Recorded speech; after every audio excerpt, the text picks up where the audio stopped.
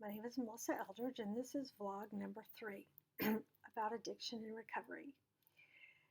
I've learned quite a bit about addiction. I've learned there's 2 different kinds of groups. There's a self-help group, and then there's the mutual help group, such as Alcoholics Anonymous, which has been critically important in standalone treatment in collaboration with professional treatment.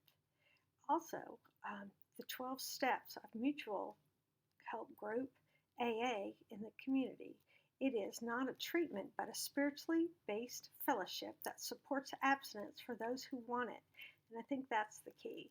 They really have to want it. It's addiction, I think once it grabs you, it has its grips on you pretty tight. So you really have to want to work it and all that comes with it. That's the key, in my opinion anyway. The 12-step mutual program AA is volunteer based. It doesn't get any federal funds, and it requires people to admit first that they're an addict. Then you complete some initial steps at a certain time frame and attend AA meetings. AA has over 2 million members. Also, well, the other facilitation is a 12-step facilitation. That's more at a treatment center with professionals. AA, volunteers, 12-step facilitation is with paid professionals. They also, many get money from the federal government, which, if you get money from the federal government, you're, one of the steps about realizing there's a higher power, you couldn't do that if you're getting money from the federal government. That kind of frees you up, not receiving the money, frees you up to come to know the Lord, or to realize that you are powerless, and that has to be a higher power, somebody stronger than you to help you with this addiction. Okay. The belief alcoholism is a disease, a mental, physical, and spiritual, comes from Alcoholics Anonymous. Why all 3 components should be addressed during the treatment. But this view makes the people less responsible for their addiction.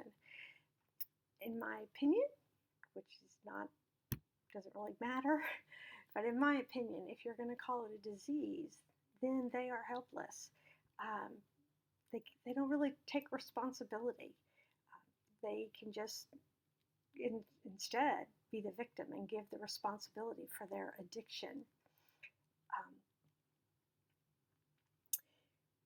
Many 12-step groups have emerged since Alcoholics Anonymous. There's Gamblers Anonymous, women groups, Shopaholics Anonymous, and Narcotics Anonymous.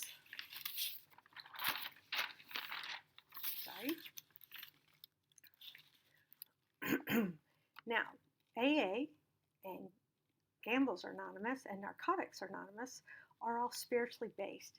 They have the component of giving over to a higher power, hopefully God, but whatever they choose to be their higher power, they can get strength from something stronger than themselves.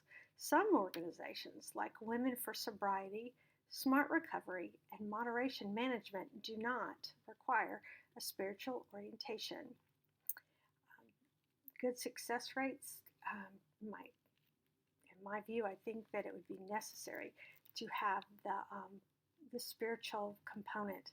Without that, you're just trying to do it all on your own, and that's probably very difficult considering the grip that addiction has. Unfortunately for AA and NA, relapse is a reality. Experience shows that those who do not work the program on recovery on a daily basis are susceptible to relapse. Some relapse can be fatal even. Going back to the belief that addiction is a disease would mean that the person is a victim of the addiction, but in reality, they are never forced to use drugs or drink. That is purely their own choice. Obsessive behavior is a common denominator in addictive people. We try to fill ourselves up until we are satisfied, only to realize we can never really be satisfied. Recovery takes time and commitment. Narcotics Anonymous is about releasing many things that we have forgotten. Relearning many things that we have forgotten, my notes, and develop a new approach to life. Also, a common denominator is compulsion.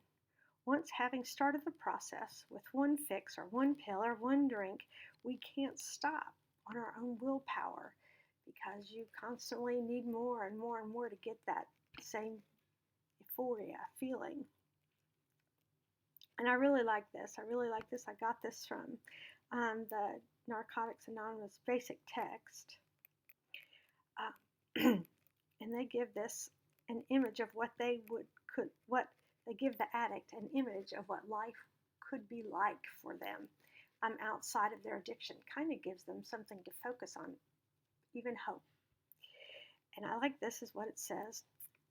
It says, we have a chance to begin functioning as human beings again. We can accept ourselves and the world exactly as it is, and we can learn conflicts are just a part of reality, and we learn how to resolve them instead of running from them.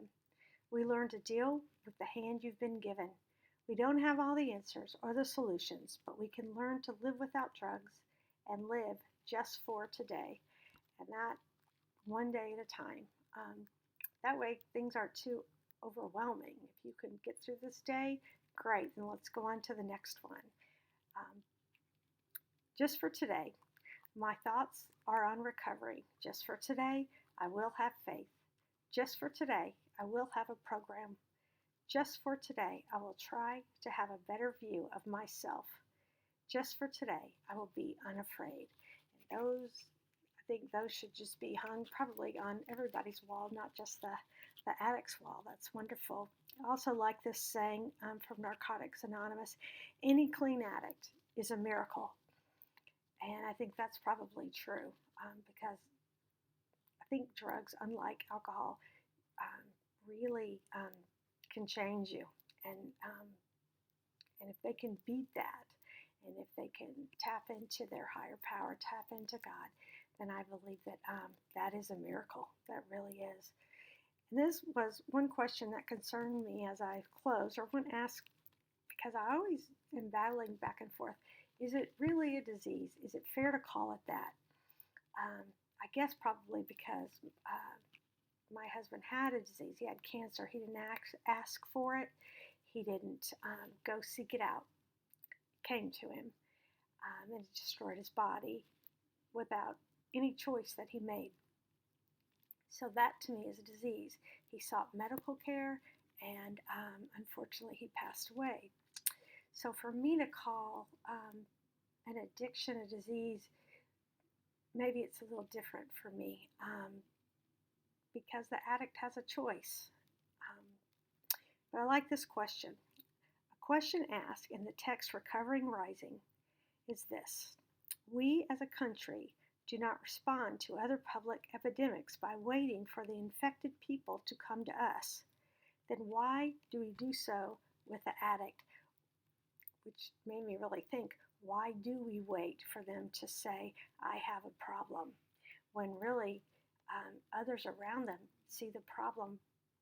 And if it's really disease, then we need to go out and reach them and help them and give them help to provide what they really need. And that is a spiritual connection and a mental relief, self-esteem, bonding relationships, positive role models, positive things in their life.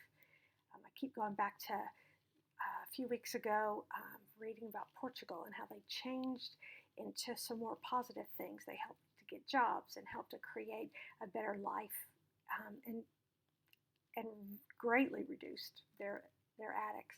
I keep going back to that. I'm wondering if we could practice that here, what kind of effect it would have. And a lot of questions, very interesting. Thank you, and good night.